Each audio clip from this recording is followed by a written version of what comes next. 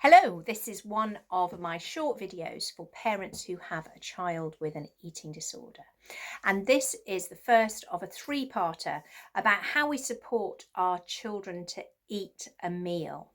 And I've broken that down into three parts: the before the meal, the during the meal, and the after the meal, because actually considering all aspects of the whole process is going to help you support your child to be most effective around eating and getting adequate nutrition into their body. So it may be a new idea to you to think about a meal beforehand, because prior to an eating disorder coming along, maybe there was obviously some planning and some shopping going on, but basically meals got produced and you all turned up and it was all much more straightforward. And it doesn't feel like that right now, I'm guessing. It's worth considering what the environment is like. So is it helpful for your child to have some calming music on? Is it helpful for your child to have the television on, to be in front of the television, to be at a table? Who do they need at the dinner table? Do they want you or your partner, or is it better to have your normal family there so there's distractions going on? I worked with a parent recently whose child absolutely needed to eat on her own. She would not eat in the presence of anybody else. That's really challenging.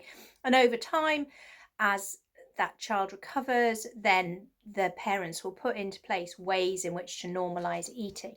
But in the beginning, the most important thing is that somebody is consuming enough calories to be healthy. And you've got to look at what works best for your child.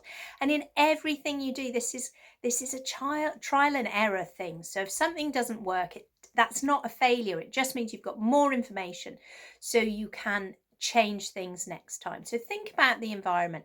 Now remember, your child is likely to be very, very anxious around food. They're not being deliberately awkward, but they're likely to be anxious. So you are looking for a way in which you can help reduce their anxiety and help them stay as calm as possible. So what the environment is like can be really helpful. There are things like, maybe don't eat in a bright red room, maybe bring a calming atmosphere. So plants and things actually make a difference to the atmosphere in a room.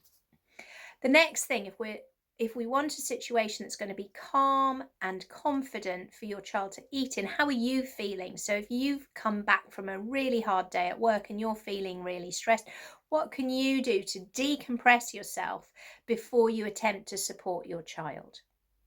So how you're feeling is going to have an impact. And sometimes you might not be the right person to support your child to eat. Like, recognize that and ask your partner if they can support, or maybe an older child, depending on what is appropriate. And then, of course, the third part is the preparation and the food preparation. Now, it's really helpful to assume your child is a toddler around food. I think one of the challenges for us around eating was we had our children were growing up and they had autonomy and they had choice, and now we're in this situation where our daughter wasn't able to make helpful choices around food, and it was really stressful for her to think and plan around food. So you taking responsibility for what your child eats. Now, for some people, there may need to be some agreement about what is going to be eaten. You may have a dietitian on board. So having an idea of the plan of what needs to be eaten at every meal. The preparation without them in the kitchen, for many people, the sufferer themselves, wants to be involved in the kitchen. That will raise their anxiety. So if there's a way you can keep them out of the kitchen, keep them away from meal prep, that's really helpful. I know some people hide extra calories in food. It's up to you. It's not something I really recommend. I think it's really helpful to be open and honest about what's going in food. So if you've always made mashed potato with milk and a great dollop of butter, make mashed potato that way. If you've always made it with cream, then make mashed potato that way.